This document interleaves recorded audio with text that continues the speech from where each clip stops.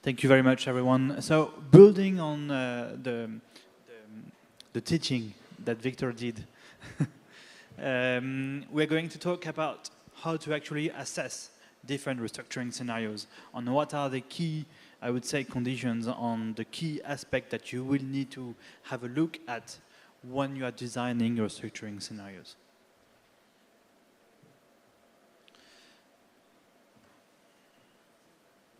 So, first, actually, you have here a summary of the 3 main points that are very important when looking at a restructuring scenario. The first one is looking at your DSA. So, looking at the leak DSF, which is a central tool that is used by the IMF to assess whether the restructuring scenarios that you are proposing are enabling to restore debt sustainability. And here, let me come back again to restore debt sustainability, which is the core reason of why you are doing your restructuring.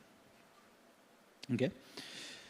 So usually the way it works, on Victor was saying this as well, the countries that does have a balance of payment needs, they go to an IMF financing arrangement, and so that the IMF can provide financing, can provide a balance of payment support, well, they need to assess that as sustainable. But then, when the IMF is already assessing that as unsustainable, well, what they are going to do then is going to look on a prospective view whether the country will be able to restore that sustainability over the medium term. And what does it mean, restore that sustainability over the medium term? It means that, remember yesterday we were looking at your 4 graphs on your external DSA ratios. It means that you have to go below the thresholds under the baseline scenario over the next, and you have 5 years to do so. So that would be the general assessment that the IMF is doing to see if, in a forward-looking basis, your debt is sustainable. Second constraint that you have to have in mind as well is that you also need to make sure that the fiscal and the balance of payment constraints are enabling you to service the debt that you are proposing under the restructuring scenario. Meaning here, remember, the first constraint is the DSA. The second one, on why is it a very complementary constraint to the first one, because it would be very easy to propose, I would say, a restructuring scenario where you have, I don't know, like 100% of your debt service to revenues or 100% of debt service to exports for the first 2 years, and then thanks to these huge payments, you basically come back to below the thresholds very, very fast. And you can say, well, I managed to do my restructuring, right? With the plan I have proposed, I'm restoring that sustainability over the medium term. But actually the issue here is that you still have these fiscal and balance of payment constraints that are here and preventing you to do so. So that's why what you need to look at as well is your balance of payments on fiscal financing gap, on making sure that they are covered as well. So, on plus, you will also need to, usually, I'm sure that you know it as well, when you are under an IMF program, you usually also have some type of targets, a floor on your FX international reserves that you will need to cover as well. So that was the second constraint. On the third one, it's the comparability of treatment principle that will need to be respected among creditors. So here, what is very important is that the creditors that you're going to restructure, they receive comparable treatments among themselves, meaning that all the bilateral partners will need to receive comparable treatments. all commercial creators will need to receive also comparable treatments. And that's also something that we are seeing, is that even commercial creators, they are now inserting clauses in the bond documentation to make sure that this is happening.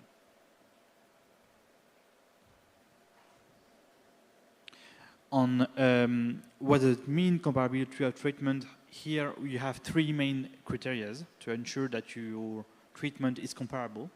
First is looking at the change of NPV. So you are looking at your NPV before treatment, and then you are comparing it to the NPV of your debt after treatment. On the differences of these two is the NPV haircut that you are imposing to the creators. The second is the change of debt service during a specific period, and usually this period is the IMF program. So basically, you would ask some creditors to reduce the service on during the next 3 or 4 years, depending on the duration of your IMF program. On the third one is, the third one is a change in duration. So here, the duration is mostly the average maturity of your debt, and you just have to make sure that, well, you are just looking at the average maturity before and after the treatment. So here, what you can see, why we have these three criteria is that some creators will prefer some of them rather than the other ones. For example, looking at commercial creators, usually what we have seen is that commercial creators are much more willing to have an NPV haircut, so have a reduction of their NPV, but get paid first. So basically, for commercial creators, and specifically for bondholders, international bondholders, what you will have is that they will prefer to have a stronger NPV reduction, but in exchange for this, they are willing to get paid first. So they will make less concessions in terms of change in nominal debt service. So again, it's very depending on the willingness, on the own objectives of your different creators, and that's why you have these three criteria, and basically you can play around each of them to make sure that the comparability of treatment is respected. What I was saying before is that the first criteria, restoring that sustainability, is assessed by the IMF. The third one, the comparability of treatment, is usually assessed by the Paris Club. By the Paris Club.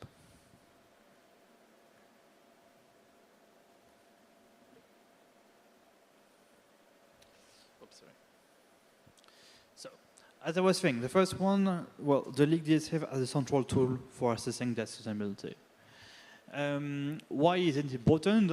Here are also some of the key steps. I will not go into the details here, but here are the key steps of what a country does when they are in a debt distress or in, I would say, hard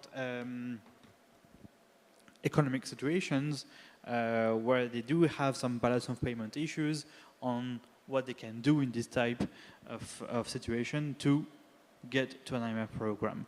So usually for countries in such situation, what the IMF is going to look at is first, is your external financing gap closed or not? Meaning that do you have enough external resources to pay back all your uses? So what the IMF is looking at here is that you will need to have some type of firm commitments from your partners that you will get the resources to close the BOP, the balance of payment financing gap, and you will need to have good prospects for the rest of the program. So this was the case when you are in a balance of payment issues, and then when you are in debt distress, and let's say, okay, when you are in debt distress, and you are on your debt is considered as unsustainable. What I was saying is that your external DSA indicators must go below the threshold over the next 5 years. Then you have here another very important nuance is looking of whether you have already accumulated areas or not with your different creditors. So depending on that, well, the IMF has different rules. What they are saying, what the IMF is saying is that if you have some areas with your multilateral partners, they cannot lend you money. Okay, that's the non-toleration policy that they are applying here. Then, well, they can lend you money if you are in areas with other stakeholders, including with official stakeholders. So then you have other policies that are applying. For example, when you are in areas with the official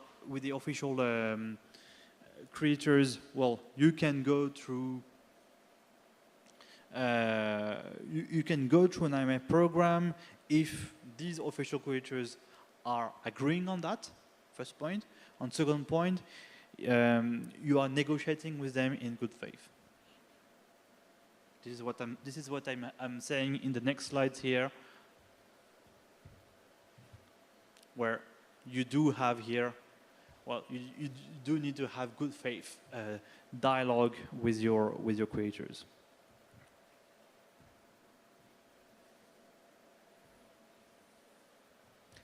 So here again, but this is a summary again of the main presentation of what is a DSA.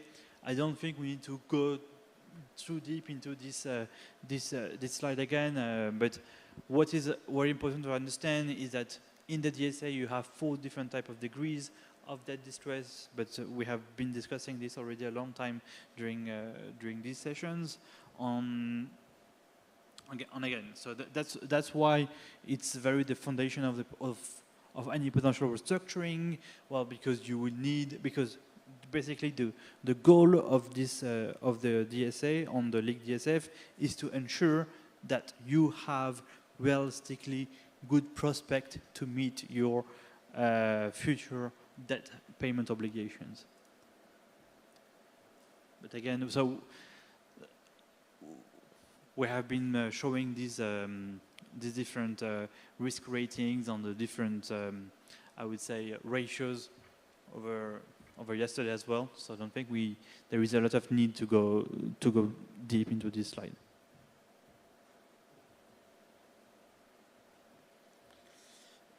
Okay, so here, looking at the additional considerations that are very also important when designing your restructuring scenario is like what I was saying, is making sure that, well, the external stakeholders that are taking part of your restructuring process are agreeing on it, on specifically the OSCE members, so that the comparability of treatment is respected. But let's have a look again on what are the key stakeholders. Victor was already mentioning it. I will not go into much details here, but what is very important is that you have this G20 Common Framework initiative that is enabling to, with the objective of easing the process by bringing together a lot of different countries, not only the Paris Club, but also ad hoc members or non-Paris Club members. At the center of any restructuring, you have this comparability of treatment, stating that no creators have at least the same treatment than the others within the creator group. And another point that is also very important is the preferred creator status. So the preferred creator status, what does it mean? It means that the institutions, notably the IFIs that are receiving it, mainly the MDBs, are expected to be repaid first. Expected to be repaid in full, usually. even if the borrower, or so even if the government is ongoing a private or an official debt restructuring. So usually these IFIs, these MDBs, are not taking part of the restructuring process. And as Marianne was explaining before, the way that they are contributing to countries that are in a restructuring process is by providing net positive financing. So meaning that, what does it mean here is that they are supposed to provide financings to the government that are higher than the debt service that you are making to these institutions. So that's the way that they are contributing to restoring that sustainability.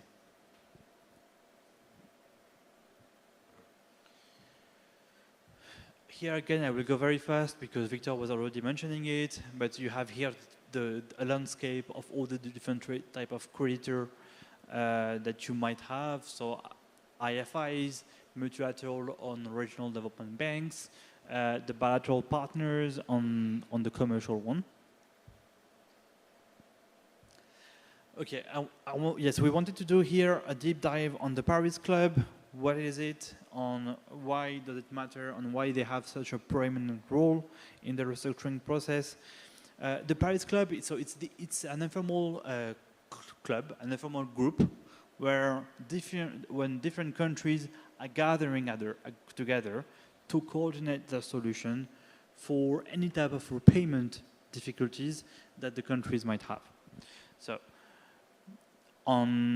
as you can see here, the major developed countries, OECD countries, are fully member of this Paris Club. They were at the core of all the recent restructuring that happened over the last few decades. On what is very important here is that they are also at the core of the G20 common framework that we have seen very recently, because they are the one, again, that is assessing whether the comparability of treatment principle is respected or not. So you have this Paris Club, which is I would say, a little bit of a committee of different type of bilateral partners. But what you have also is similar committees that are made either by official but also by commercial partners. Why they are doing this? They are doing this. The main reason is actually to try to ease the process and to fast track the process. No one wants to remain in a very long time in this type of situation. So the objective of this committee is to represent the creditor interest. So all the official or commercial creditors are gathering around, and by doing so, they are talking with one voice. They might, if they want, usually they do, they are reviewing the key assumptions in the DSA, for example. So all the economic and financial informations, the macroeconomic projection of the countries, as well as the legal terms. And they are the ones that are negotiating the debt treatment terms in the name of all their participants. Okay, so let's say for the OCC, they are going to be the one that are going to agree on the overall principles of the comparability of treatments. Same for the bondholders. They are going to also negotiate with the country on the main restructuring parameters for each of the different issuances of the different bonds. On what is very important here, on what do we recommend to countries that are going into a restructuring process, is to actually actively reach out to these committees, to actively reach out to these participants, to provide as much as information as possible on where do you stand in the process. This is just going to increase transparency and also, well, eventually push them to be part very swiftly in the process.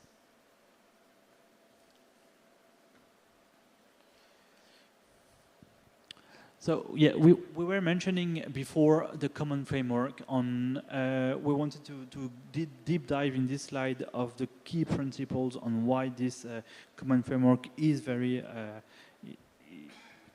a major innovation for when it comes to restructuring. Well, first is because to make a request to get a treatment under the common framework, you would need to get an IMF program. So you need to be either inside an IMF program or already being negotiating an IMF program. That's the first point. Second point on why is it different from the other treatment that we have seen previously, such as the EPIC, for example, is that here for the common framework, each debt treatment is specific, is specifically designed for each countries. So we are trying to really look at what are the debt vulnerabilities of this country and to propose a treatment that is making sense for this one. So that's why to do so, what the OCC, who is then the body that is, you remember the committee that is gathering all the creditors, what they are looking at is they might combine both flow treatments and stock treatments. What does it mean? Flow treatments is just you're going to make a debt treatment on a specific debt service. So let's say that you are just going to restructure the next 3 upcoming debt service only. So you are not going to pay the debt service for the next 2 years, and this one is going to be restructured over time. So the flow treatment is what most of you have benefited under the DSSI. On the stock treatment here, it's much more, I would say, heavy because you are going to change all the terms of the instrument, as Victor was mentioning. So here you are going to change the maturity, you are going to change the interest rate or nominal value. Here again, I've been saying it already. The comparability of treatment, which is very at the core. One of the core principles of the common framework. On what is very important also is also one of the objectives of this common framework is not just to represent the creditors, but it's also to make sure that the proposals that they are making is in accordance to what the IMF is doing, so enabling to close the financing gap and to restore debt sustainability.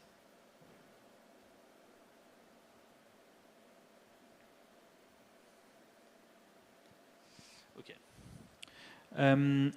Another point also that is very important when looking at your restructuring design is, well, you will not make the same design according to what are the underlying vulnerabilities, right? So what we mean here is that you will not have the same type of restructuring design, whether the issue you have is much more a liquidity crisis or a solvency crisis.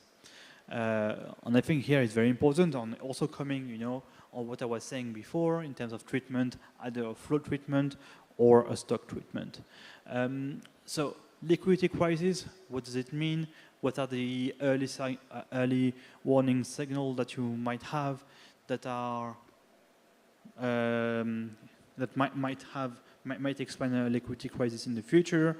Well, first you're going to have a fall in the international reserves, and usually one of the key metrics that is looked by the IMF is whether your international reserves are below 3 months of imports. You will have also a lot of volatility on your yields, on your short-term interest rate, on usually going up.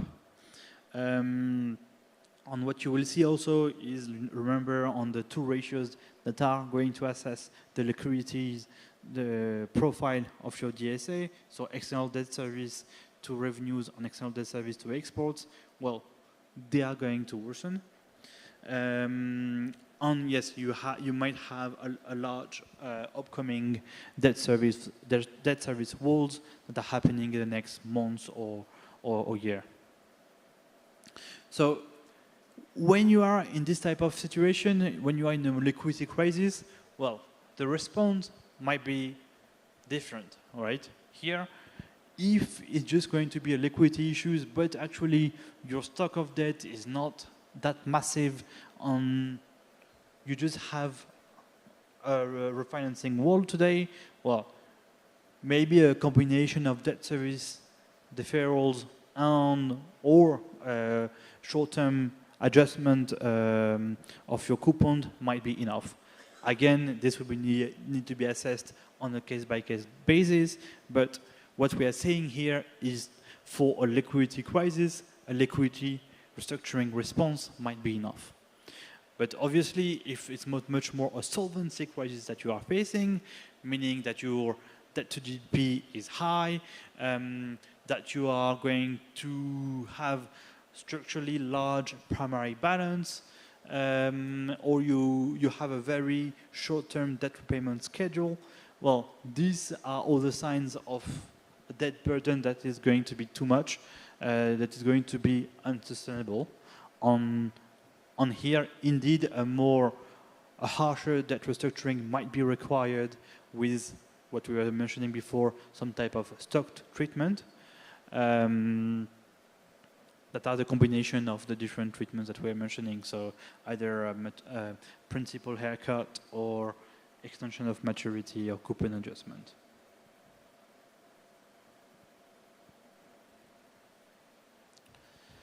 So here, looking also at the perimeter, and again, we have touched base on this already, but here we have here a landscape of all the different type of debt that you might be willing to restructure or not. And again, here you have the range of possibilities, but obviously maybe going here at the restructuring of the multilateral debt, this is something that you definitely don't want to do. You need to do it only in very exceptional cases, as it was the case, for example, in the EPIC initiative. Otherwise, I would say the first one that you want to look at is your commercial debt. So it's going to be usually it's going to be your external commercial debt. That is also usually the one putting the most pressure on your debt profile.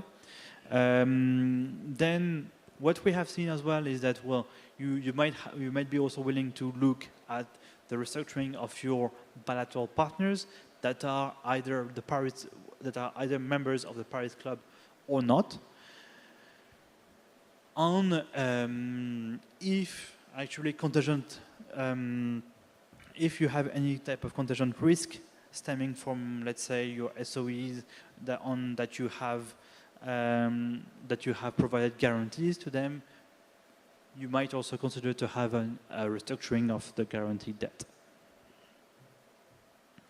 We have been discussing before during Victor's session on the domestic debt restructuring. On what I really want to emphasize here is that domestic debt restructuring has to be very, very careful. You don't want to be like when designing a domestic debt restructuring, a lot of different considerations needs to be taken in place. It might have a lot of adverse impact on your overall economy, right? As you were saying, the main players here on the domestic market are your domestic banks. So if you are putting too much pressure on them, if you are compromising their financial health, well, it might have some spillover effect on the overall economy. So that's very important to keep in mind. Here, I'm giving some example of why you still want to restructure domestic debt.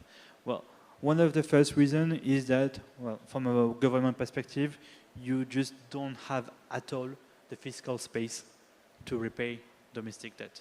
Okay, so just from a pure cash perspective, there is no possibility for you to do it. And plus, maybe the domestic debt, the domestic players on your market are not willing to provide new financing anymore. So you are then in a situation where actually you have net negative financial flows. What does it mean? It means that actually you are repaying more to your domestic market than what the domestic market is giving you. Okay, so there is less issuance in the domestic market as compared to the debt service that you are making. So basically, you have to take money out of your budget to repay your domestic debt. And when you are in a financial distressed situation, when you have very, very tight liquidity, you need, because IMF is requesting you to do so, you need to close your financing gap to show that you are not going to go to the central bank for borrowing, or you're not going to accumulate new areas. Well, you have no choice but start paying your domestic market players on go through a restructuring. And also, so this is a little bit I would say the worst case scenario. You can also have some type of very specific domestic restructuring that are actually very close to what a liability management would look like. I know, for example, Congo did it, or Gabon did it very recently. So basically, just a way for you to extend the maturity of short-term debt. But yeah, as I was saying, you have to be very careful on that. You have to really look at the impact of any type of debt restructuring on the impact on your banking sector. And that's why also, when we were mentioning Ghana, for example, Ghana did a domestic debt restructuring. And here they did several. Actually, they have a differentiated treatment between the holders of the domestic debt restructured. For example, the domestic debt restructured held by the central bank, it has received a massive nominal haircut. I think it was 50% of nominal haircut. They got a reduction in the coupon payments on extension of maturity, while the restructuring of domestic debt was much less difficult to bear for the domestic banks. For example, there was no nominal haircut at all. So it was only a reduction of the coupon, and even the reduction was not as high as the one for the central bank, and extension of maturity.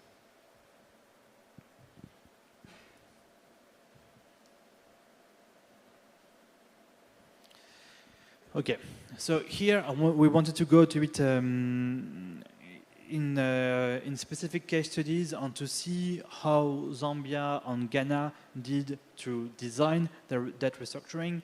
And here we're going to focus mostly on their DSA, on looking at the DSA to show how they are enabling to restore their sustainability. Okay, where did they stand before the restructuring and then after? Marianne, if I have any type of things that are not correct on Zambia case, please feel free to correct me. Okay, so a little bit of background of Zambia restructuring. Well, they restructured after a significant reduction of their debt stock after the EPIC initiative, like a lot of the countries. And after this, actually, Zambia, what we have seen is that they have re-engaged very heavily on the external borrowing by borrowing to basically finance their growing development needs. right? An example of this has been the 3 Eurobonds that Zambia has issued between 2012 and 2015, with a total of $3 billion in total. At the same time, some new players came also in the country, notably China, that is also contributing to this increased financing pressure. So at one point, you will have Eurobonds that are putting pressure on the economy, and then you have also some bilateral partners that are actually considered in the restructuring, and again, I think it was a case that are considered as commercial creators because they were providing financing at commercial rates that are putting pressure on the government. As a result, well, they were at a point where they have a high debt service cost. Combine this with a drop in the copper export during the pandemic. The budget deficit reached 14% of GDP in 2020. Shortly after, Zambia defaulted of almost all of its external debt.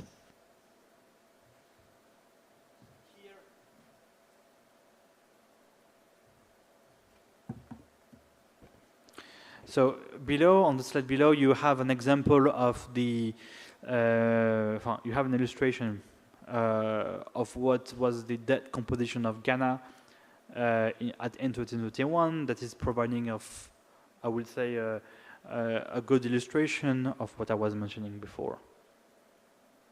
So from the date of default of 2020, what we have seen actually is that the restructuring of Ghana debt took quite a while, right? It took almost 4 years to get to the restructuring. So they, as a first step, they went to request for a debt treatment under the common framework, and they received the agreement, first the agreement in principle in mid-2023 for MOU signature in October 2023. And once this MOU was signed, they were able to reach to each of the different bilateral partners to reach an actual debt treatment. So yeah, so this was for the official debt, and for the more commercial one, well, again, default in 2020 on the bond exchange, the Eurobond bond exchange was settled in June 2024. So again, is showing you the length, the duration of the discussion with them. Here, then, I am having here an example, here an illustration of what was the Zambia DSA before the restructuring. On what you are seeing here is indeed, well, that Zambia issues was both a combination of solvency issues and liquidity issues. Solvency issues, why is that? Because as you can see in blue here, you have the baseline debt to GDP, PV of debt to GDP ratios that are well above Zambia's thresholds. Plus,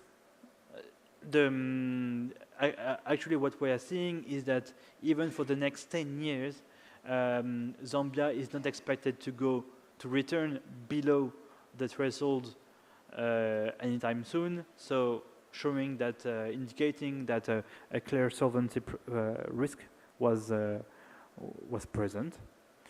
Then from a liquidity perspective, here what we are seeing is that Zambia at that time was facing large debt repayment on the short term, as we can see here, where the debt service to export and the debt service to revenues ratios are well above the thresholds, and that's significantly above the thresholds over the first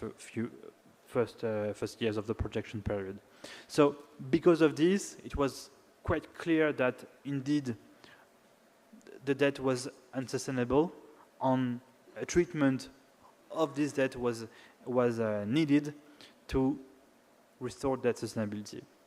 On what Zambia did, they did a combination of restructuring of obviously official debt through the G20 common framework, but also a restructuring of their commercial debt as well. So because of these two, well, this is the graph. This is the DSA graph pre-restructuring. So as you are seeing here, first on the solvency ratios, no, we are below the threshold by 2031. And what we are seeing as well is that, remember, the liquidity, the high liquidity debt service payments that were due during the first years, they have now significantly reduced. So by showing these graphs through this assessment, then the IMF considered that thanks to this restructuring proposal, this restructuring strategy, Zambia will be able to restore their sustainability on agree to move forward within the program. So this was the case for Zambia. Let's have a look also of what Ghana did. On Ghana is also quite interesting, as I was mentioning before, because they also went to a domestic debt restructuring. So to give you some context about Ghana, well, one of the key factors that is an illustration of the fiscal pressure is that the average fiscal deficit for Ghana between 2018 and 2020 averaged 10%. So why it was so high? Well, for, two main reasons. First, very low tax mobilizations efforts on large debt service payments on your debt. So basically, Ghana underwent the COVID-19 pandemic with very few fiscal buffer. And that's why also, you know, like this is what the IMF is not saying every time to you, is that you need to rebuild your fiscal buffers to undergo this type of shocks. And what we are seeing here is that because Ghana, just before COVID, well, they were actually tapping into their buffers, well, they came into the pandemic with no buffers on very difficultly went through the pandemic. And that's why in December 2022, Ghana defaulted on its more than 31 billion of external debt, in addition to the public debt that I'm not mentioning here. As Victor was saying here, for Ghana, actually the process went quite fast, right? Because from 2022, they managed to get an agreement in principle under the common framework with the OCC by January 2024. So it took them less than 2 years to reach that level, and then sign an MOU with bilateral creditors and an agreement in principle with bondholders by June 2024. So again, an illustration that the process went much faster here for Ghana. Looking now at the DSA ratios of Ghana before the restructuring, here what we can see again is a combination of both solvency and liquidity issues, right? Why I'm saying this? Again, what we are seeing here on the PV of debt to GDP ratios, to GDP ratio under the baseline scenario is above the threshold during the whole projection period. So during the next 10 years, okay? Plus, what we are seeing as well is that Ghana debt service to revenue ratios is also quite high on, again, under the baseline scenario, so it's the blue line, it's above the threshold for also the whole projection period.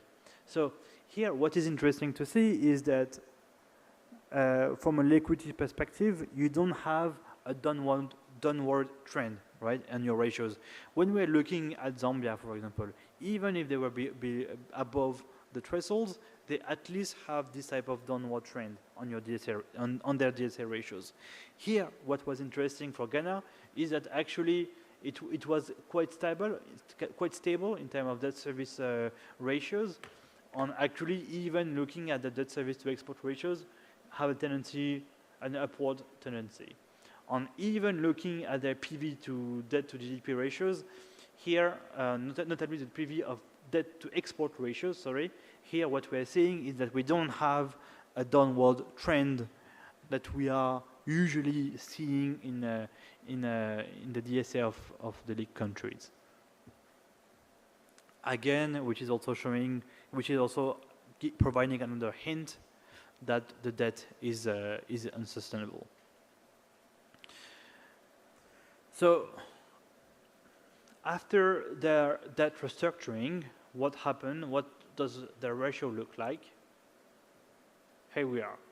So here, actually, it's a very good illustration of the constraints that the IMF is putting on the country, right? Because what you are saying, and I think the debt service to revenue ratios is a very good example to show that the restructuring scenario was designed so that indeed you are not breaching the threshold at all from 2028.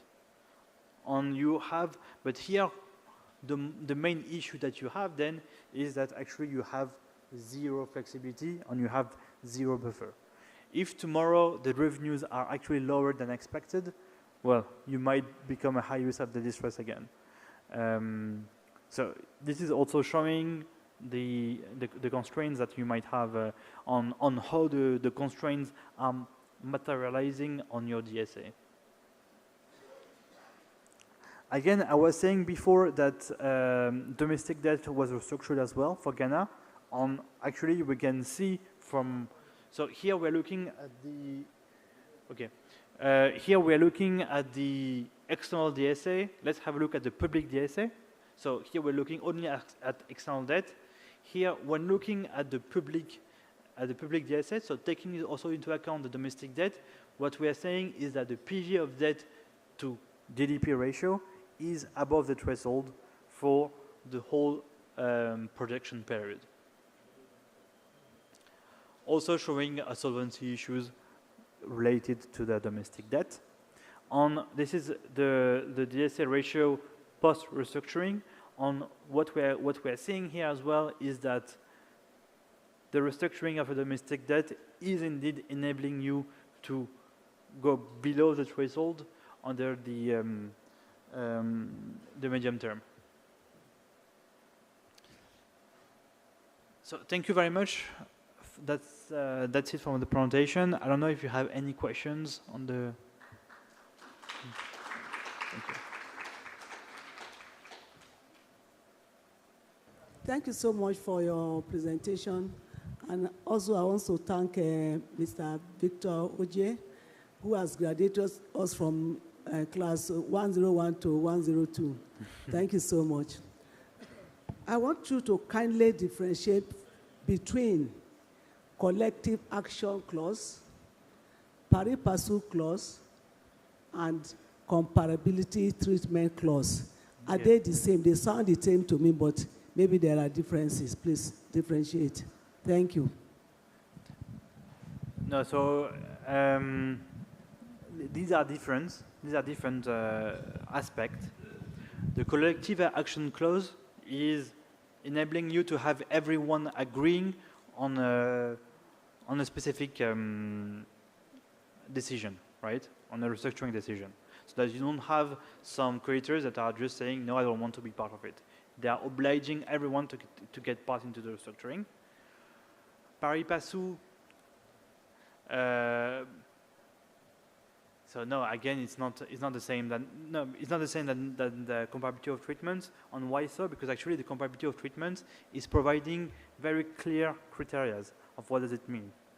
So they are providing the comparability of treatments. You need to show that for 3 different criteria, you are providing some type of a similar treatment. Okay. So it's not, no, it's not the same. It's not clear.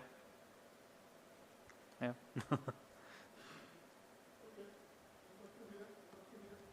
Ok, merci bien. En tout cas, je voudrais remercier les deux présentateurs pour la qualité de leur présentation.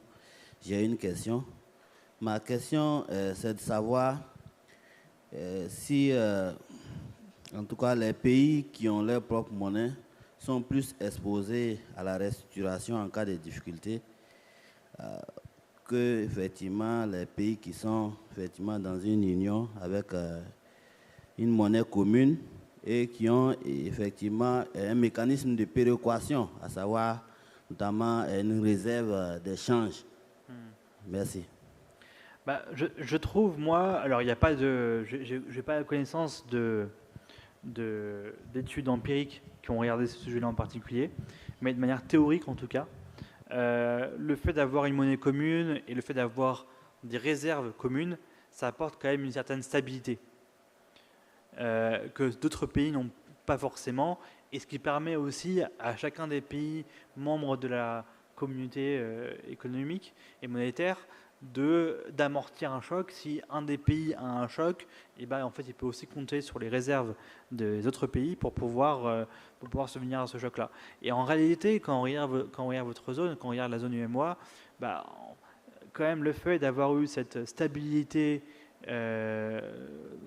monétaire a plutôt avantagé les pays de la zone. Quand on regarde les pays comme la Côte d'Ivoire, le Bénin, ils ont clairement utilisé cet aspect-là comme une vraie force, notamment en allant voir des investisseurs étrangers. Merci pour votre brillante présentation. J'ai une seule question. Je voudrais savoir dans quelle mesure les FMI financent le déséquilibre de la balance de paiement. Merci. Alors, en réalité, le FMI, son premier rôle, c'est ça. C'est résorber tout gap, tout déficit de la balance des paiements que les pays ont. C'est la première raison pour laquelle le FMI a été créé.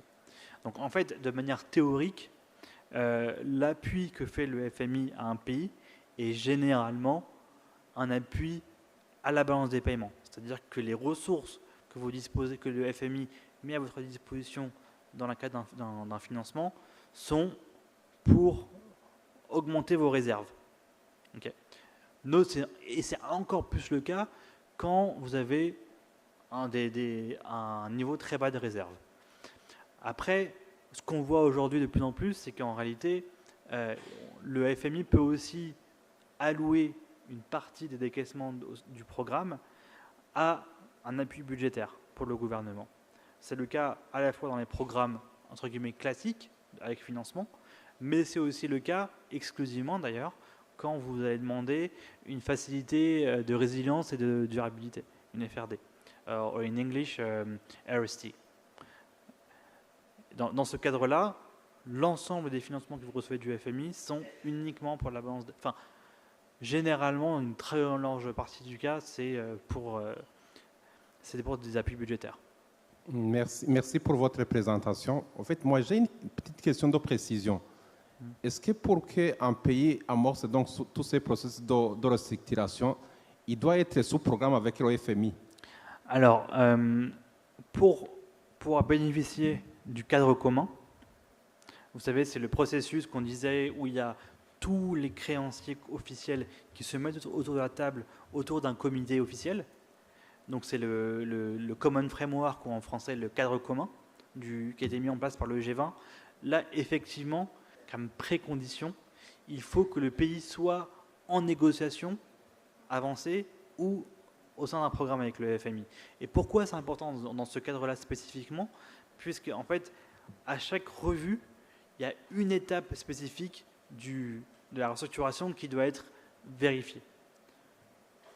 Et en fait, le FMI et le G20, à travers ce processus-là, intercalent en fait le processus de restructuration avec le processus de revue des FMI. Is there any other question? Une autre question?